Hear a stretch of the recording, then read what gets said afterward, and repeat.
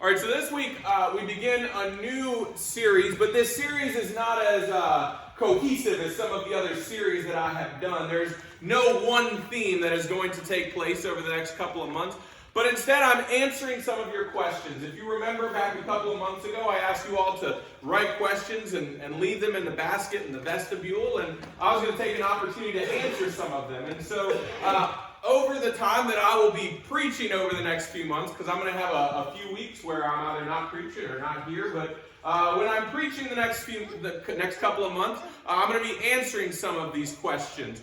And I don't know the satisfaction to which I will be answering these, but hopefully in these sermons, you can begin to build a roadmap for where you see God working in your way through the question and the answer that is posed during the sermon. And hopefully it sparks discussion within and conversation within our body as to how these answers impact our lives. So the first question that I'm going to be dealing with, it's actually not as much a question, but it was more a comment that someone made that they wanted me to preach about the Ten Commandments. And really looking at how the Ten Commandments play a role in our lives. Well, I don't have 10 weeks right now, so I'm going to address one of them today, and maybe I'll address another one in the future, hopefully. And so I figured I would just start with the first one. They actually highlighted both the first and the second one, whether out of order or whether that was the ones that they felt most prevalently called to question or seeking answers for. But I want to look at Sabbath today. And first of all, I want us to look and I want us to ask ourselves, what does Sabbath mean to us? And what does Sabbath mean in the context of our faith? And it's interesting that the Ten Commandments are so focused on Sabbath, because when we look at the Ten Commandments, we see sort of not necessarily a strict order of rules, but more so a guideline of what it means to live with both God and one another. If we look at how Jesus interacts with the law when he is doing his ministry on earth, we see an example of when the Pharisees ask him what is in the law, and Jesus tells us what? To love God and to love one another, and that the entirety of the law hangs on these two commandments. And so when we look and we begin to parse out the Ten Commandments, we see that it's a way that we live our lives according to these two commandments that are given to us from Christ. And so as we move on and we begin to think about how these laws, how these guidelines, how these rules play a role in our lives, we begin to wrestle with what does it mean in this context to both love God and to love one another. And so we are looking at it from a Christian perspective, but it helps us to look at it also from a Jewish perspective. And when it comes to Sabbath, the Jewish practice of Shabbat was a very strict practice. From Friday sundown to Saturday sundown, you practiced Shabbat. And there was no work, and in my readings, it seemed that there was no time for work. Because this time was filled with practices that helped focus on rest and spiritual reconnection. And it was those two practices that brought together this practice of Shabbat. And so what happened in this time was that you spent time with your family. You spent time in worship. You dined together, you spent time in community, and you gathered together. You reconnected with yourself and you reconnected with God.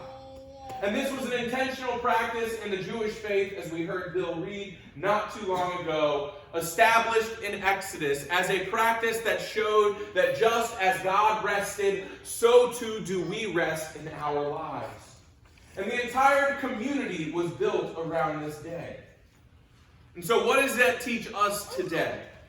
What does Sabbath, what does this ancient practice of Shabbat show us? Well, it reminds us that we are a busy society. How many people on a weekly basis look at your calendar and say these two words, "Oh my"? I was looking at my calendar during Sunday school, trying to figure some things out and work some things in, and I opened it up and I said to myself, "Oh my." I cannot tell you how many times I say that, but we live in a busy society. Whether it is by need or whether it just happens that way, we have a lot of things that fill our days and that fill our weeks. Many of us are employed and have jobs. Some of us are retired, and we know that that means that we are retired every day. No, that didn't catch on? Oh. All right, whoever wrote that he's funny, maybe take that one off your list. But either way, we live busy lives. We have this constant need to fill our day with activities and things, whether it is work or whether it is play, doesn't matter. We seem to like to fill our days with it. And you see, this would not be so bad if we did not have the desire to do this day in and day out. This would not be so bad if we did not have the desire to do this 7 days, 24 hours a day, 7 days a week. Busyness is bad when we do not have intentional time built in to rest and reconnect. We need this rest.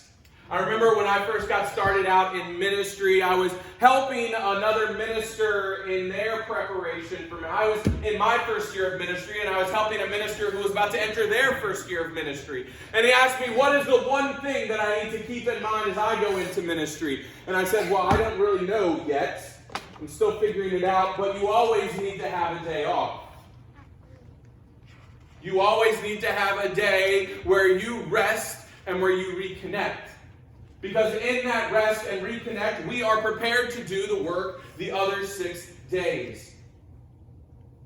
For Sabbath, we do not focus on the work. We focus on getting ourselves where we need to be the disciples that God calls us to be. Why?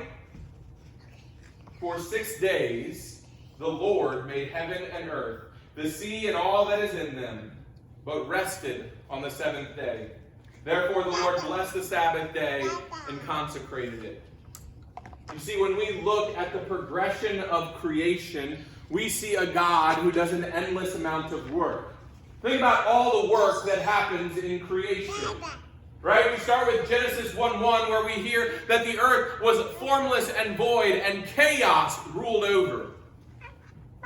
But compare that to what we read about the 6th day and the order and the organization that has taken place. It is no wonder then why this 7th day God uses to relax. God recognizes the work that has been done, and we even hear that it is called good, and in some cases, very good. I need to go to the bathroom. But God is weary and needs a chance to rest. Great value is placed on that day. Great value is placed on what it looks like to take a break from the monotonous, normal life. Without this time, we run the risk of burnout. Sabbath is not about being lazy. It's not that we are lazy if we take a break, but rather we are providing ourselves a time to be ready to do work the other days. So what does Sabbath look like? That's the big question, right? What does it mean to practice Sabbath? What day should I be taking Sabbath, right? That's the question on all of your minds. Well, let me put it to you this way. I want for Sabbath to be an intentional 24-hour period. It doesn't matter what day it is. In the Jewish tradition, it was Friday at sundown to Saturday at sundown. That was their marked time as to when they relaxed. But for you, I just want you to think about that time period where you have the opportunity to take that Sabbath. You know, for me, my Sabbath time is Fridays. I take Fridays off.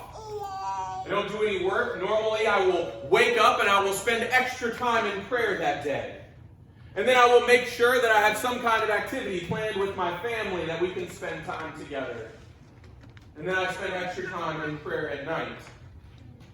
Both moving myself to reconnect with my own self, making sure that I am well cared for, and to make sure that my spiritual practice is well cared for. Disconnecting from the work that is done during the other 6 days, and reconnecting with God. to make sure that I'm not burnt out, that I do not get burnt out physically, emotionally, or most importantly, spiritually. Because what happens the other 6 days can be very taxing on us. It is holy to disconnect, and it is humbling to disconnect. Sabbath leads us to consider what it means to break from the normalcy and the busyness of our lives. It's a time where we break away from the routine. It's a time where we get away, we spend time with God, we spend time with those who mean the most to us. And you know what? For each and every one of us, it's going to look differently. Your Sabbath will not look like my Sabbath.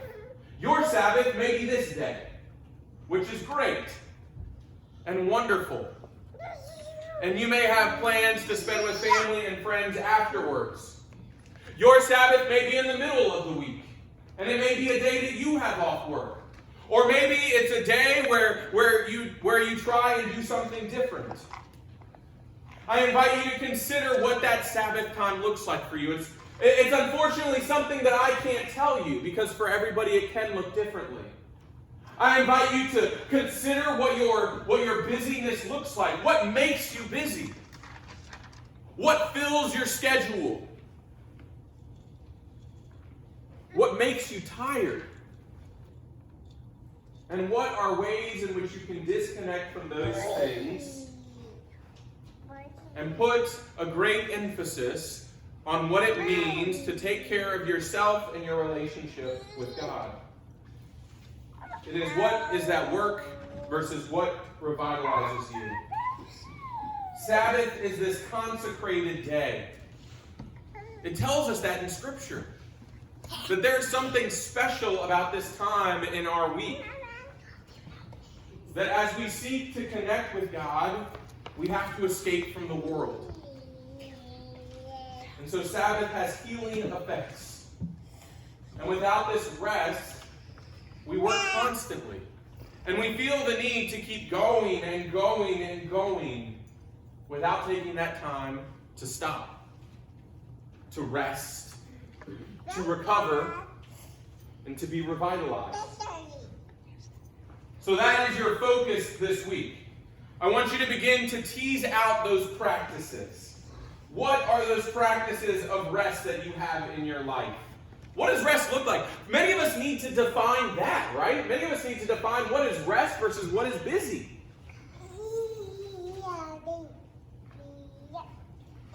And this may sound foreign to many of us, but what does your day off look like? How do you reconnect with God in that time?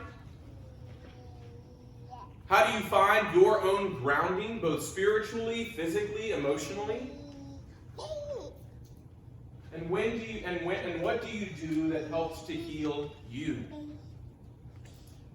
For 6 days, we do the work that God calls us to do. We go out into this world. We serve other people. We are disciples of Jesus Christ. And on the 7th day, God calls us to do a little bit of self-care. Because God knows that the more that we are emptying ourselves out, the more we need to be filled up. Mama. I want to say that again. The more that we empty ourselves out, the more that we need to be filled up.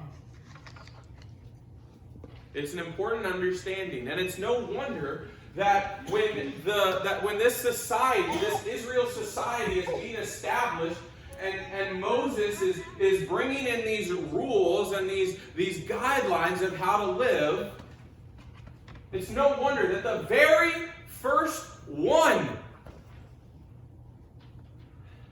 is rest. It is God saying, people, you have done this great amount of work. Now take the time to make sure that you can continue to do it. And so I invite you all to find that spiritual rest. Find what it means to take that day. And if you need someone to talk to about it, call me. Come find me.